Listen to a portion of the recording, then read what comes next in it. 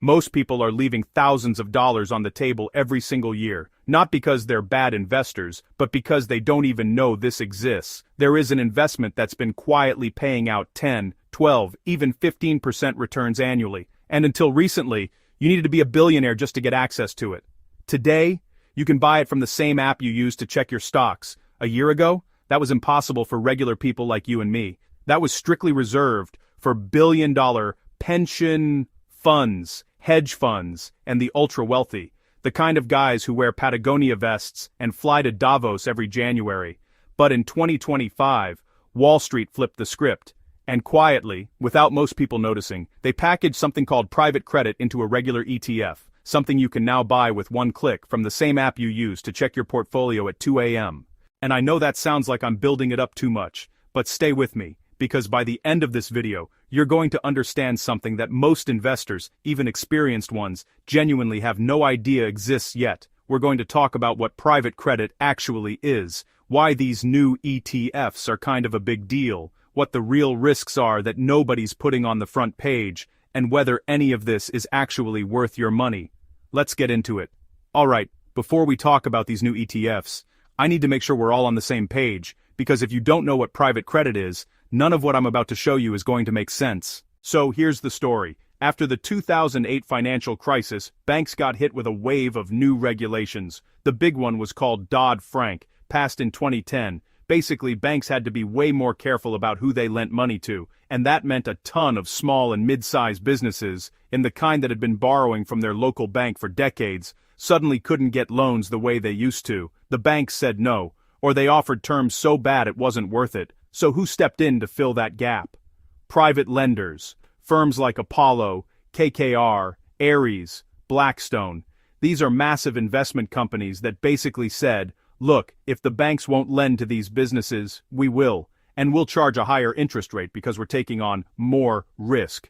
That's the deal. Higher risk for the lender, higher cost for the borrower, and both sides agree because both sides need something the other has. That is private credit. It's essentially loans, direct lending, to private companies. Not public ones listed on the NYSE. Private ones, ones you can't go buy a share of. And unlike a bank loan, these deals aren't syndicated to 1,000 other lenders. It's usually one firm making a direct, customized loan to one company, which is why it's called private. Now here's where it gets interesting. This market absolutely exploded over the last decade. Why? Because it offered something really attractive, higher yields. While your savings account was paying 0.1% and bond yields were near zero for years, private credit lenders were collecting 8, 10, sometimes 12% returns on these loans, and the companies borrowing that money were usually medium-sized, growing businesses, a mid-sized logistics company, a software firm, a healthcare provider. Companies doing well, but either not big enough or not ready to go public yet. We're talking trillions of dollars in this market now. It's one of the fastest growing corners of global finance, and until very recently, none of it was accessible to you or me. If you didn't have millions of dollars to lock up in a private fund for years, sometimes 10 years with no way out, you simply couldn't play. It wasn't an option. That is, until now. So, let me introduce you to the product that started this whole conversation. It's called PRIV. Full name, the SPDR SSGA IG Public and Private Credit ETF, launched by State Street, one of the largest asset managers in the world, in partnership with Apollo, one of the absolute kings of private lending. And this thing was a big deal when it launched, because it did something that had genuinely never been done in ETF form before. It holds private credit instruments directly inside the fund, not just listed proxies or public bonds that sort of rhyme with private credit, actual real private unlisted loans, inside an ETF wrapper. Here's how the structure works, because this part is actually kind of clever. Under SEC regulations, an ETF is allowed to hold up to 15% of its assets in illiquid investments. PRIV leans into that. It targets up to 35% private credit, with Apollo feeding those private instruments directly into the fund. The rest holds regular publicly traded investment-grade bonds, which gives the fund the daily liquidity it needs to function like a normal ETF, and Apollo acts as a kind of liquidity backstop behind the scenes. That's the arrangement that makes the whole thing legally and structurally possible. And PRIVE is not alone anymore. State Street also launched PRSD, a shorter duration version for people who want less interest rate risk. BlackRock, and the largest asset manager on the planet, has Larry Fink on record saying his goal is to wrap private credit and infrastructure directly into ETFs for everyday investors. Vanguard has moved into private markets too. This isn't a one-off experiment anymore, it's a movement, a full-blown shift in how Wall Street thinks about retail access to private assets.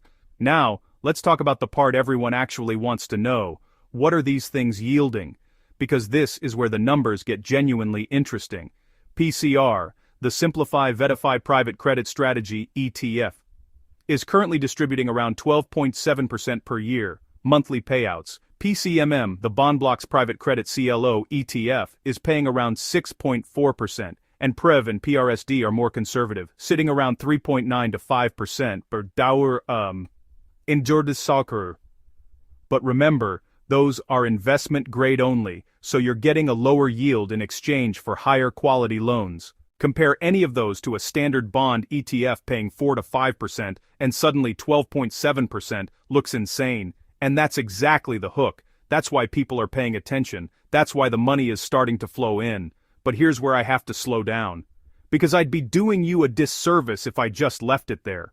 One of the things I genuinely try to do on this channel is not just hype whatever's new and shiny. So let's talk about why some very serious, very smart people in finance are raising their eyebrows at this whole private credit ETF trend. The first issue is transparency. With public stocks and bonds, there's price discovery every single second of the trading day. Millions of buyers and sellers are constantly agreeing on what something is worth, and you can see that price at any moment. With private credit, there's no market price. The value of these private loans is determined by the fund manager's own internal models and estimates. And here's the part that should make you pause. A private company can go from looking perfectly fine 1 month to bankrupt the next, with basically no warning to outside investors. And this isn't just theoretical. BlackRock had a portfolio company called Renovo Home Partners, a Dallas-based home improvement business, that they had valued at full par as recently as September 2025. Full par means they expected to get paid back in full. By November 2025, Renovo filed for bankruptcy. BlackRock had to write that debt down to zero, almost $150 million. Gone. And investors in the fund had virtually no warning it was coming.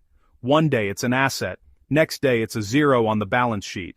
The second issue, and honestly this is the one that keeps the smartest finance people up at night, is the liquidity mismatch. ETFs are built for daily liquidity. You can buy and sell them any moment the market is open. That is the entire point. That is the feature people love. But the underlying assets, private loans, are not liquid. They were never designed to be sold quickly. If 1,000 investors all panic sell their private credit ETF on the same day, the fund manager has to find buyers for assets that take weeks or months to properly transact. It's like trying to sell a house in 10 minutes. The price you get is going to be terrible. The PRIV and PRSD funds try to solve this by having Apollo standing by as a liquidity provider. But analysts at Morningstar have been pretty direct about this. It raises serious questions about how much liquidity investors can actually expect during real market stress. Not when everything is calm, when everything is going wrong at once, when everyone wants out at the same time. Those are the moments where liquidity arrangements get properly tested, and not all of them survive that test. Think back to March 2020 when markets crashed in 2 weeks, or 2008.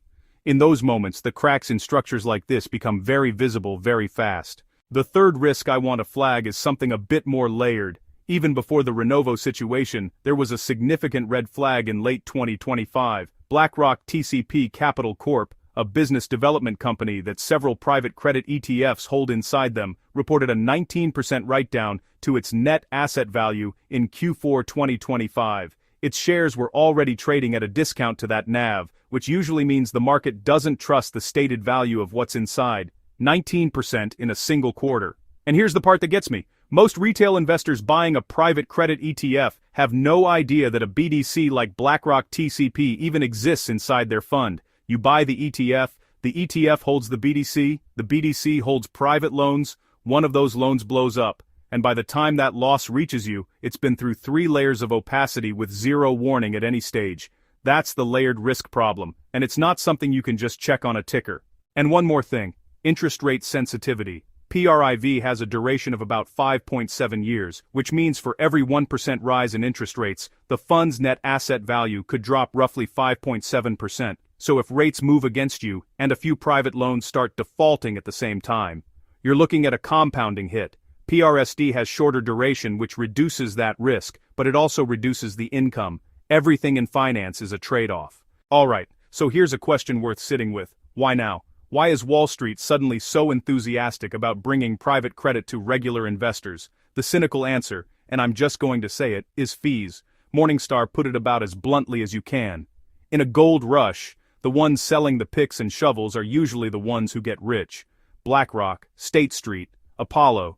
These firms make enormous fees managing private assets, and the retail market is massive. Hundreds of millions of potential investors. If they can democratize access to private credit, they dramatically expand the pool of money they're managing and charging fees on. That's not a conspiracy theory. That's just how the business works. The optimistic answer is that private companies are staying private longer than ever before. There are fewer small-cap public companies today than there were 20 years ago. The economy is increasingly happening in private markets. And if retail investors are permanently locked out of that, they're missing a growing slice of the actual economy. These ETFs are at least trying to bridge that gap in a way that didn't exist before.